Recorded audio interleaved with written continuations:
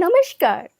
शब्द विन्यास 666 के मंच पर आप सभी साथियों का एक बार पुनः स्वागत और अभिनंदन।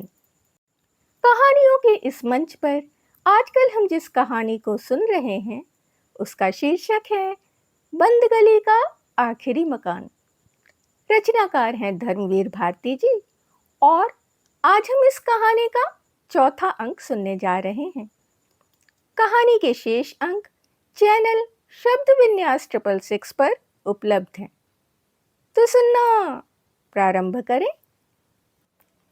मालूम हुआ कि कई हफ्ते से बिशन मामा के यहाँ से संदेश आ रहा है कि गोपीगंज वाले गोविंद महाराज अपनी बिटिया के लिए राघोराम को देखना चाहते हैं। हरदेई से खुद बरसों बाद अनबोला तोड़कर बिशन उस्ताद ने बात की है, तो क्या हर्जा है, बहू आवे घर बार संभाले तो हम तुम बद्री धाम हो आवें। मुंशी जी बड़े संतुष्ट स्वर में बोले, भगवान ने निभा दिया बिरजा, वरना हमारी तुम्हारी क्या बिसात। वकील साहब ने बड़े चौधरी से बात की और अकस्मात उन्हें हरिया की बात का ख्याल आ गया तो भौं सिकोड़ कर बोले, अब ये हरिया मुजरे में संगत करने लगा है। कल रात सारंगी बजाकर नाम डुबोने गया था। कह देना उससे कि हड्डी तोड़ेंगे एक दिन। हाँ, एक राघो भी तो है। खैरियत हुई कि हरिया उस समय था नहीं। मंडली को गाड़ी पर चढ़ाने रामबाग स्टेशन गया था। दूसरे दिन मुंशी जी ने अपने सामने राघोराम को तैयार कराया। धोबी का धुला पाजामा, कमीज, ऊपर से सूती कोट, धारीदार सूती मोजा, बूट जूता और हाथ में काला सूरज छाप थैला जिसमें पेंसिल, कलम, निब और कॉपी। हरदेई ने दही पेड़ा खिलाया और माथे पर भी दही का टीका। बाप के पैर छू ले बेटवा, सबकी नैया पार लगाई मुंशी जी ने। हम लोगों के लिए तो भगवान हैं। और तीसरे पहर तो बिरजा हंसते हंसते लोटपोट हो गई। 3 बजे के आसपास हाफते हाफते लाला भवनाथ आए। पीछे मजूर के सिर पर नया खपड़ा। बोले, लो संभालो बिरजा भौजी, मसूर कुम्हार के यहाँ से खुद चुनकर मुंशी जी ने खपड़ा भिजवाया है। खपड़ा? बिरजा को ताज्जुब हुआ। हाँ भौजी, राघो को लड़की वाले देखने आवेंगे ना, तो नई छवाई तो कर लो। मर गए, मजूर के साथ साथ पैदल आए हैं। कुछ शरबत वरबत तो बनाओ भौजी। भवनाथ लाला, तुम्हारे भैया अब सठियाने लगे। बिरजा मुक्त कंठ से खिलखिलाकर बोली, अरे लड़की वाले देखने आने वाले हैं तो क्या कोई बंदर लंगूर हैं कि आके खपड़ैल पर बैठेंगे। अक्कल मारी गई है इनकी तो। और बिरजा देवर भवनाथ के आगे हंसी से लहालोट हुई जा रही थी, इस कल्पना से कि समधियाने के लोगों के लिए मुंशी जी ने नया खपड़ा खरीदा है। भवनाथ से कभी उसने सीधे मुंह बात भी नहीं की थी, लेकिन शरबत तो दूर, उसने पीढ़ा डालकर देवर को सामने बिठा लिया और दाल भरी परौठियां सेक सेक कर खिलाईं। ठीक 6 बजे गए थे भवनाथ। इधर भवनाथ का जाना था कि उधर सारंगी लटकाए, रूखे बाल, सूखे मुंह, चप्पल चटकाते हरिराम मिश्र का प्रवेश हुआ। बिरजा ने आज बरसों बाद पहली बार हरिराम से कहा, आओ यहीं पीढ़े पर बैठ जाओ। परांठी सिक रही है। सुबह से कुछ खाया? क्यों नहीं, बिशन नाना के यहाँ विद्याधरी और पूरी मंडली की ज्योनार थी। हरिया बड़े उत्साह में था। पहली बार महफिल में संगत की थी और वह भी विद्याधरी के गायन में। एक एक पराठी के दो दो कौर बनाकर पानी से गटकता हुआ बोला, माई रे, सोनपुर के मेले में मोम की नकली औरत मिलती है क्या? तू राघव का ब्याह कर दे, मैं मूर्ख नहीं बनने का। क्या मतलब? बिरजा ने खिलखिलाते हुए पूछा। मतलब क्या? स्टेशन पर मंडली को विदा करने बहुत से लोग आए थे। बिशन नाना थे, अनवर अफीमची था, जग्गू बेंजो वाला था। तो सब बोले कि राघव भैया ने बिरादरी का नाम जहान में रोशन किया है, FA पास करके अफसर बने हैं। अब गोपीगंज वालों के यहाँ ब्याह भी होगा, तो इसमें मोम की औरत की क्या बात? कुछ नहीं, जग्गू बेंजो वाले की नाना से लगती है ना, तो उसने उन्हें छेड़ा कि ब्याह बरिच्छा में राघव के कौन से बाप जाएंगे। तो सब लोगों ने डांटा और कहा कि गोपीगंज वाले बोलते हैं कि उनके घर का पचड़ा वे जाने, पर शुभ काम में मुंशी जी को नहीं आने देंगे। खून बह जाएगा, लाठी चल जाएगी, लहास पर लहास पड़ जाएगी। बिरादरी है, कोई मजाक नहीं। ला, एक परोठी और दे। और तब हरि ने देखा कि बिरजा जाने कब तवे पर परोठी जलती छोड़कर दीवार से टिककर रो रही है। हरिया व्याकुल हो उठा, भरे भरे गले से बोला, माई रे, रोती काहे को है? हमने तो सबसे कह दिया कि हमारी नानी बड़ी लड़ाका है। मुंशी जी जाएंगे तभी बारात जाएगी, नहीं तो गोपीगंज वाले हों चाहे विलायतगंज वाले हों, नानी राघव भैया का ब्याह करेगी ही नहीं। तो इस पर अनवर अफीमची बोला कि ठीक है, नकली बाप जावेगा तो गोपीगंज वाले नकली बहू विदा कर देंगे। मोम की औरत मिलती है सोनपुर के मेले में। सच रे माई। चुप रह निपूते राक्षस।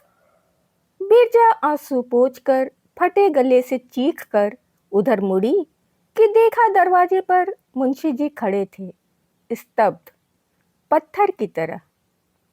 जरूर उन्होंने सारी बातें सुनी थीं। चेहरा जैसे स्याह, भीगा कोयला। बिरजा उठी और उनके पांव के पास बैठकर फपक फपक कर रो पड़ी। राघव अभी पहले दिन की नौकरी से नहीं लौटा था। हरिया की बात के बाद उस दिन देहरी पर खड़े मुंशी जी के पांवों के पास बिरजा का रोना जो शुरू हुआ था, तो उस दिन की साइट थी और आज की साइट कि लगता था अब कभी हंसने बोलने के दिन आएंगे ही नहीं। आखिर मुंशी जी को हो क्या गया? न खाना न पीना। एक लकड़ी होती है जो जलकर कोयला होती है। एक मुंशी जी का चेहरा था कि हरिया की बात सुनकर पहले एकदम स्याह जैसे भीगा कोयला और फिर उस दिन से जैसे काठ। बिरजा लाख जतन करके हार गई, लेकिन न दुख न गुस्सा, न कुछ पूछना न बताना। बस कचहरी से गड्ढ के गड्ढ कागज लाना और खुशखत उर्दू में नकल करते जाना। राघव राम चिलम भर दे तो ठीक, बिरजा से तो चिलम भी भरने को नहीं कहना। 2 टुकड़ा तोड़कर भरी थाली छोड़कर उठ जाना, वह भी अगर हरदेई फुल्का सेके तो।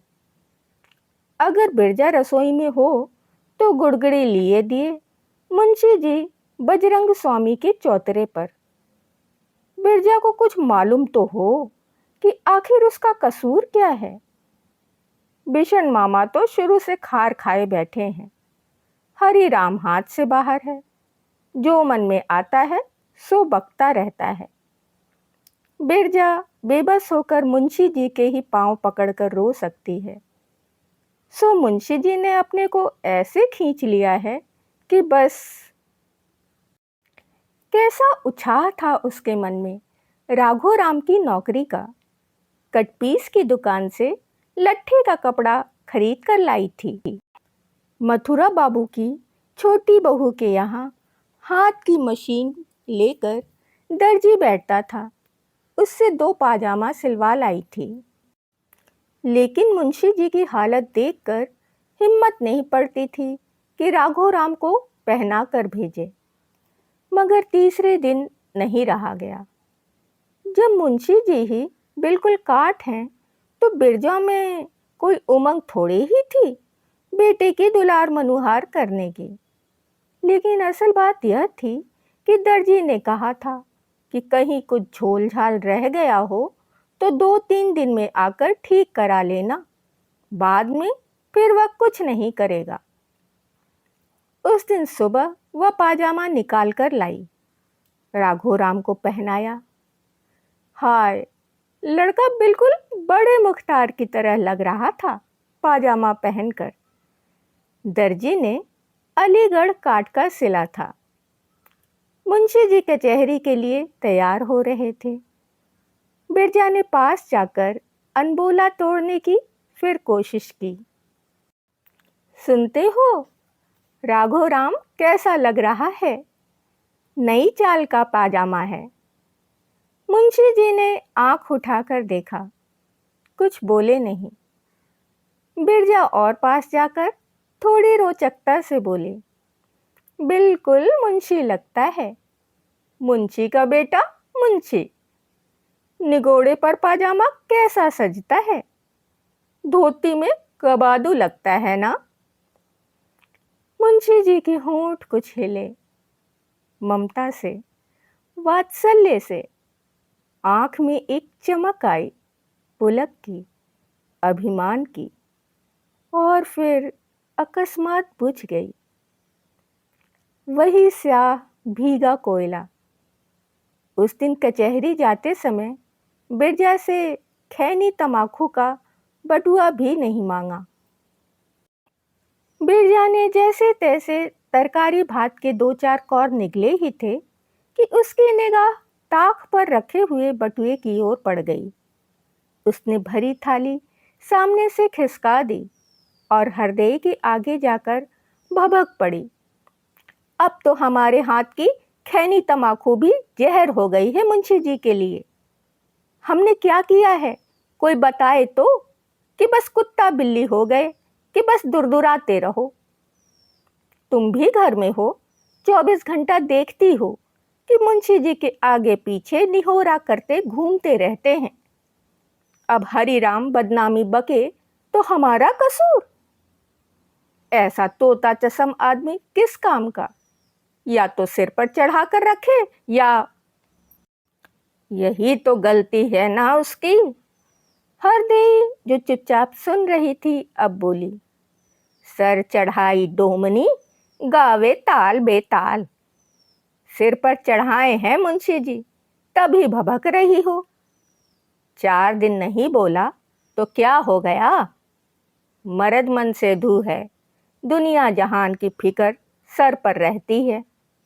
फिर सारी बिपता मोल लेकर तुम्हें तुम्हारे बच्चों को सहारा दिए हैं, तो चुप ना रहे तो क्या सातों पहर तुम्हारी आरती उतारा करे।